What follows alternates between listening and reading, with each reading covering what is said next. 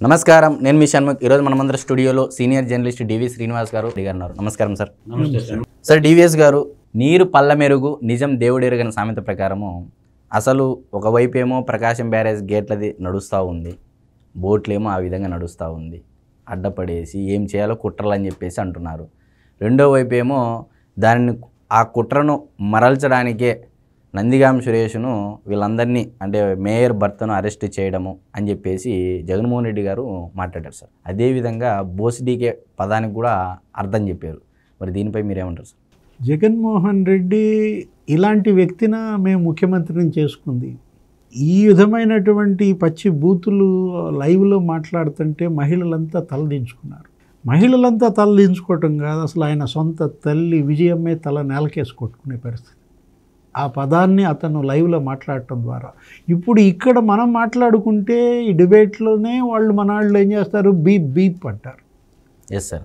అలాంటిది ఇవాళ తెలుగు రాష్ట్రాల్లో ఉన్నటువంటి మహిళలంతా తల వంచుకునేలా బూతులు ఆయన ముఖ్యమంత్రిగా చేసిన వ్యక్తిని అన్నట్టుదా. ఇప్పుడు అసలు ఆ పదం ఏంటి, దానికి అర్థం ఏంటి, ఇవన్నీ చెప్పాల్సిన అవసరం ఉందా?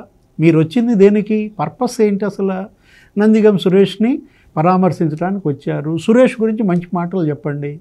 సురేష్ ఈ విధంగా అరటికాయల దొంగను, లేకపోతే సురేష్ ఈ విధంగా ఫోటోగ్రాఫర్గా ఉండేవాడను, లేకపోతే ఇప్పుడు అతను 100 కోట్లకి నేనే అధిపతిని చేశాను, ఇవాళ బయోపిక్ తీసుకునే స్థాయికి మా సురేష్ నేను తెచ్చాను, ఇలాంటి మాటలు చెబితే జనం ఓహో సురేష్ గురించి మంచి చెబుతున్నాడు. 2019 ఎన్నికల అఫిడవిట్లో 2 లక్షలు చూపించినటువంటి తన ఆస్తి 2024కి దాదాపు 500 కోట్లకు చేరింది సార్.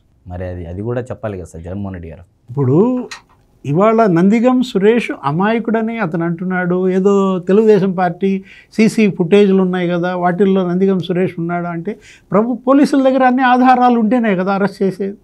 ఆధారాలు లేకుండా అరెస్ట్ చేయడానికి వాళ్ళు ఏమన్నా నీ పోలీసులా?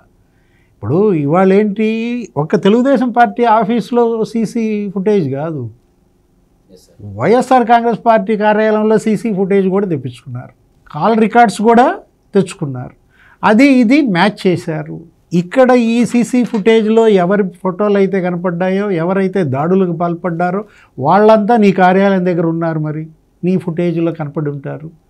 కాల్ రికార్డ్స్లో ఇక్కడికి వచ్చి దాడి చేసిన వాళ్ళ ఫోన్స్ నుంచి మరి నందిగం సురేష్ కాల్స్ వెళ్ళటం, సజ్జల కాల్స్ వెళ్ళటం, ఇవన్నీ కూడా వాళ్ళ దగ్గర ఆధారాలు ఉన్నాయి. పోలీస్ ఆధారాలు ఉండబట్టే సురేష్ని అరెస్ట్ చేశారు. సరే, పరామర్శకి వెళ్ళారు. ఇవాళ వరద బీభత్సంలో 10 లక్షల మంది విలవెల్లాడుతున్నారు. ఏలేరు పొంగుతోంది, కొల్లేరు విలవెల్లాడుతోంది. మనం చూసాం నిన్నటి దాకా బుడమేరు దెబ్బకి బెజవాడ గజగజలాడింది. 90,000 ఇళ్ళు నీట మునిగాయి. వాళ్ళ భరోసా ఇచ్చే పరిస్థితి లేకుండా, అంటే వరద బాధితుల కన్నా నందిగం సురేషే నీకు ఎక్కువ కనపడుతోంది. అదే కదా, మీ చావు మీరు చావండి, నాకు మాత్రం సురేషే ముఖ్యం అని చెప్పి ఇక్కడకు ప్రత్యక్షం అయ్యాడు. అంటే జగన్మోహన్ రెడ్డి గారు నందిగాం సురేష్ని మంచివాడు, సౌమ్యుడు, ఆర్థిక పరిస్థితి అంతంత మాత్రమే అన్నట్లుగా చెప్తున్నాడు సార్ ప్రెస్ మీట్లో కూడా. ఆయన ఎవరికైనా అట్లాగే చెప్తారు కదా. అంటే వాళ్ళ దృష్టిలో అరాచకాలు, మీరు ఇందాకన్నట్టు అరటి చెట్ల దొంగ, లేకపోతే ఈ ఇసుక దొంగ, అది లేకోకుండా మంచివాడు, సౌమ్యుడు, ఆర్థిక పరిస్థితి అంతంత మాత్రమే. ఇప్పుడు బోట్లు తెలుగుదేశం వాళ్ళవి అంటాడు, వాటికి పసుపు రంగు ఉందా? వాటికి ఏ రంగు ఉంది? వైఎస్ఆర్సీపీ పార్టీ కలర్స్ ఉన్నాయి. వైఎస్ఆర్సీపీ రంగులు ఆ బోట్లకు ఉంటేనే తెలిసిపోతుంది కదా ఆ బోట్లు మీవి అని చెప్పి. అవి ఇసుక దోపిడీకి వాడిన బోట్లు. అక్కడ జరిగిన ఇసుక దోపిడీ డాన్ ఎవరు? శాండ్ మాఫియా డాన్ ఇతను ఎవరు? నందిగం సురేష్. అక్కడ గుండెమెడ రీచ్ ఏదో ఉంటుంది ఆ తాడేపల్లి దగ్గర, 3 లక్షల టన్నుల ఇసుక తవ్వారు అక్కడ ఒక రీచ్లో అని శ్వేతపత్రంలో గవర్నమెంట్ చెప్పింది. అక్కడ ఈ బోట్ల ద్వారానే ఇసుక అక్రమ రవాణా జరిగిందని కరెక్ట్గా వరదలకు ముందు అటువైపు ఉద్దండరాయపాలెం వైపు ఏది ఆ నందిగం సురేష్ గ్రామం అది, అక్కడి నుంచి బోట్లు ఇక్కడ తీసుకొచ్చి పెట్టారని, ఆ ప్లాస్టిక్ తాడుతో 3 బోట్లు కలిపి కట్టారని చెట్టుకి, ఇవన్నీ కూడా కావాలని చేసిన కుట్రగా, ఇది యాక్సిడెంటల్ కాదు ఇన్సిడెంటల్ అని స్పష్టంగా కనపడుతుంది. ఇంకా అక్కడికి వెళ్ళి అతను ఏదో నంగనాచి కబుర్లు చెప్తే జనం ఎలా నమ్ముతారు? ఇప్పుడు ఇందాక ఆయన చేసినటువంటి స్పీచ్లో కూడా తను ఏమంటాడు, పరిపాలన చేత కాకపోతే చంద్రబాబు అంటాడు. చంద్రబాబుకి పరిపాలన చేతగాకే 10 రోజులు వరదల్లో ఉన్నాడా? కాళ్ళు కూడా అంత నీళ్ళకి తడిసి ఆ పిక్చర్స్ కూడా వచ్చాయి సార్ బాబు గారివి. ఇప్పుడు ఆయనకి పరిపాలన చేతగాకే ఇవాళ మరి 1,10,00,000 ఆహార ప్యాకెట్ల పంపిణీ, డ్రోన్ల ద్వారా పంపిణీ, డ్రోన్ల ద్వారా మందుల పంపిణీ, డ్రోన్ల ద్వారా పిచికారీ, బ్లీచింగ్. ఇప్పుడు మనం చూసాం, ఆర్మీని తెప్పించాడు, ఎన్డీఆర్ఎఫ్ స్పెషల్ ఫ్లైట్లో తెప్పించాడు, కేంద్రంతో మాట్లాడి ఎమర్జెన్సీగా వరదలపై యుద్ధం ప్రకటించాడు. 10 రోజులు ఆ బుడమేరు ఆ కట్టలు గండ్లు పడ్డాయి. ఆ 3 గంటలు పూడ్చిగానే రావద్దన్నాడు ఎవరిని? రామానాయుడిని. రామానాయుడు 5 రోజులుగా బుడమేరు కట్టలపైనే ఉండి ఆ కట్టలు ఆ గండ్లు పూడ్చి యువతలకు వచ్చాడు. పాలన చేతగానాళ్ళ వీళ్ళంతా. పాలన చేతగాకే 15 మంది మంత్రులు మోకాళ్ళలోతు నీళ్లలో తిరుగుతూ బాధితులందరికీ అండగా ఉన్నారా? పాలన చేతగాకే 32 మంది ఐఏఎస్లు ఇవాళ ఒక్కొక్క డివిజన్కి ఒక్కొక్క ఐఏఎస్ పనిచేశాడా? ఇదే విపత్తు జగన్మోహన్ రెడ్డి పరిపాలనలో జరిగి ఉంటే సేవలు ఇలా అందేయా? వరద బాధితుల్ని ఇలా ఒడ్డున పడేసేవాళ్ళ? సరే, పోలీసు వ్యవస్థలో ప్రక్షాళన చేయాలి, ఇప్పటికే ఇన్ఫర్మేషన్ అందుతూ ఉంది. ఒకవైపు నందిగాం సురేష్ పరామర్శ తర్వాత మొత్తం టాపిక్ని అంతా డైవర్స్ చేయడానికి బోస్ డీకే పదాన్ని మళ్ళీ తెరపైకి తేవడం జరిగింది. మరి పోలీసుల్లో కూడా కొంతమంది, ఈరోజు కూడా ఒక వీడియో మీకు చూపిస్తాను సార్ లైవ్లో, ఇది మరి ఒరిజినలా లేకపోతే పెయిడ్ ఆర్టిస్టులు అనేది మనకు తెలియదు, కానీ ఒక లేడీ పోలీస్ మహిళ కూడా జగన్మోహన్ రెడ్డి గారితో ఫోటో దిగడానికి అత్యుత్సాహం చూపింది సార్. అంటే ఏమనుకోవాలి సార్? అంటే పోలీసు వ్యవస్థలో ఇంకా వైకాపా మూలాలు బలంగా ఉన్నాయని చెప్పేసి మనం అనుకోవచ్చా సార్? దురదృష్టం, అదే ట్రాజడీ అన్నమాట. ఏది ఇవాళ వీళ్ళంతా పరారవుతున్నారంటే, ఇంతవరకు వాళ్ళని పట్టుకోలేకపోయారంటే, ఏది లేళ్ల అప్పిరెడ్డి కావచ్చు, ఈ తలసల రఘురామ్ కావచ్చు, దేవినేని అవినాష్ కావచ్చు, జోగి రమేష్ కావచ్చు, ఇంతమంది మరి ఎలా అజ్ఞాతంలో ఉండగలుగుతున్నారు? ఇప్పుడు ఇవాళ ఇంటెలిజెన్స్ వైఫల్యం అంటున్నారు. ఏది అతను దేవినేని అవినాష్ మొన్న బేగంపేట శంషాబాద్ ఎయిర్పోర్ట్లో దుబాయ్ ఎక్కడికో వెళ్తుంటే పట్టుకొచ్చారు. అతను 41A నోటీసులు ఇచ్చారు. ఇచ్చినప్పుడు మరి అతన్ని నిఘాలో ఉంచాలి కదా, అతని కదలికలపైన నిఘా పెట్టాలి కదా. అంటే వీళ్ళు కళ్ళగొప్పి అతను పరారయ్యాడా? అతను పరారవడానికి వీళ్ళు సహకరించారా అంటే రెండోదే.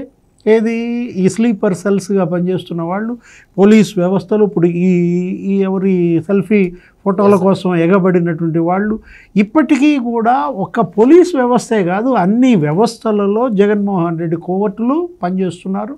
ఎప్పటికప్పుడు సమాచారాన్ని చేరవేస్తున్నారు, అతని హింస విధ్వంసాలని ప్రోత్సహిస్తున్నారు. వీళ్ళందరినీ కూడా ఏరివేయాలి. మధు గారు చెప్పినట్టు వ్యవస్థని సమూలంగా ప్రక్షాళన చేస్తే తప్ప ట్రాక్ మీదకి రాదు. ఇప్పటికొచ్చింది. ఏది వరద విపత్తుతో మొత్తం అంతా సర్వీస్ మోటోలోకి వచ్చారు అధికారులంతా. ఇవాళ బాధితుల సేవల్లో వాళ్ళు శభాష్ అనిపించుకుంటున్నారు. 70% వచ్చింది. ఈ 30% కూడా టోటల్గా ప్రక్షాళన జరగాలి, ఉతికి ఆరేయాలన్నమాట. లేకపోతే ఇది వదిలేది కాదు. ఇప్పుడు మధు గారు చదివిన లిస్ట్ అంతా చూస్తే ఆస్తులు, ఎకరాలు, ఇప్పుడు ఏంటంటే 10 లక్షల కోట్ల సంపద, 16 లక్షల ఎకరాలు. ఇవాళ ఆంధ్రప్రదేశ్ 10 లక్షల కోట్ల అప్పుల్లో. సరిపోదు. ఏది ఈ సంపద ఆయన ఇందాక లబలబలాడుతున్నారు ఎవరు? ముఖ్యమంత్రి చంద్రబాబు ఏలేరు ఆ బాధితులను మాట్లాడుతూ ఖజానా ఖాళీ, ఏం చేయాలో అర్థం కావడం లేదు, ఈ పథకాలు అమలు చేయాలా, ఈ విపత్తు సహాయం అందించాలా అంటూ ఆయన ప్రకటించాడు. ఏది ఎకరానికి 10,000 ఏమో ప్రకటించాడు, హెక్టార్కి 25,000 ఇస్తానంటున్నాడు. నేను డబ్బులు ఎక్కడ తీసుకురావాలనుకుంటున్నాడు? కళ్ళ ముందు స్పష్టంగా మరి ఇంత లిస్టు మధు గారు ఇచ్చారు. ఏది ఈ 10 లక్షల కోట్ల సంపద జాతీయం చేసేస్తే ఆంధ్రప్రదేశ్ అప్పులన్నీ కూడా తీరిపోతాయి. ఇప్పుడు ఇవాళ చేయాల్సింది చేయటం లేదు. ఏది కేంద్ర రాష్ట్ర ప్రభుత్వాలు ఆ అలుసు చూసుకునే వీళ్ళింత రెచ్చిపోతున్నారు. ఆ చట్టంలో లొసుగులను ఆధారంగా చేసుకుని, పోలీసులో కోవర్టులను ఆధారంగా చేసుకుని వీళ్ళు చెలరేగిపోతున్నారు అన్నమాట. ఇవాళ నిన్న జైలు దగ్గర ఇందాక కూడా మాట్లాడిన మాటలు మనం విన్నాం. ఏంటి? Red book red book red book అంటాడు. ఎందుకు రెడ్ బుక్ అంటే అంత కంగారు పడుతున్నాడు? అసలు రెడ్ బుక్ ఓపెన్ చేయలేదన్నాడు. ఏది లోకేష్ బాబు అంటూ ఇంతవరకు అసలు ఆ పుస్తకం నేను ఓపెనే చేయలేదన్నాడు. ఇప్పుడు ఇవాళ నందిగం సురేష్ అరెస్ట్కి రెడ్ బుక్ ఏమైనా సంబంధం ఉందా? ఆ నేరం ఎప్పుడు జరిగింది? వీళ్ళు మంగళగిరి తెలుగుదేశం కార్యాలయంపై దాడి జరిగి ఇప్పటికీ 4 ఏళ్ళు. ఇప్పుడు అందుకే ఇందాక మన వాళ్ళు అన్నారు, ఎవరు సోషల్ మీడియాలో కూడా అంటున్నారు, లోపల ములాఖత్కి వెళ్ళి సురేష్తో అదే ఇతను మాట్లాడుకున్నాడు. సురేష్ని బెదిరించాడా, నా పేరు చెబితే చంపేస్తానన్నాడా, లేకపోతే సురేష్ని బతిమలాడుకున్నాడా, కాళ్ళు పట్టుకున్నాడా, ఒరే నాయన నా పేరు మాత్రం చెప్పబాకు అని చెప్పాడా? ఇవాళ రెడ్ బుక్కి దానికి సంబంధం లేదు కదా. రెడ్ బుక్ ఎప్పుడు వచ్చింది? పాదయాత్రలో యువగళంలో అతను అడుగేయకపోతే రాజ్యాంగం నాకు ఈ హక్కులు ఇచ్చిందని అతను చూపించి, వాళ్ళు గనక అప్పటికీ అడ్డంకులే వాళ్ళు సృష్టిస్తే వేదిక ఎక్కనివ్వలేదు, స్టూల్ లాక్కున్నారు. అప్పుడు చూపించాడు రెడ్ బుక్ ఏమని, అంబేద్కర్ రాజ్యాంగం అమలు చేయకపోతే రెడ్ బుక్ పని కల్పిస్తాం. ఇక్కడేంటి, ఇవాళ నందిగం సురేష్ అరెస్ట్కి రెడ్ బుక్కి సంబంధం లేదు. 4 ఏళ్ల క్రితం 3 ఏళ్ల క్రితం జరిగిన నేరం అది. జోగి రమేష్ ఉన్నాడు ఇవాళ. ఎప్పుడు జరిగింది చంద్రబాబు ఇంటిపై దాడి? 3 ఏళ్ళు అవుతుంది అది కూడా జరిగి. దానికి రెడ్ బుక్ ఏం సంబంధం? అంటే ఏంటంటే రెడ్ బుక్ అనేది చూపించి ఇవాళ లోకేష్ని ఏదో శత్రువు చేద్దామనా, లేకపోతే ఆయన పైన ఏదో అపరదిష్ట తీసుకొద్దామనా, జగన్మోహన్ రెడ్డి ప్రతి మాట మిస్ఫైర్ అవుతాను, బూమ్రాంగ్ అవుతున్నాయి. జగన్మోహన్ రెడ్డి ఇవాళ ఈ మాటల ద్వారా అతను తన యొక్క అసలు సిసలు నైజాన్ని బయటేసుకుంటున్నాడు అన్నమాట.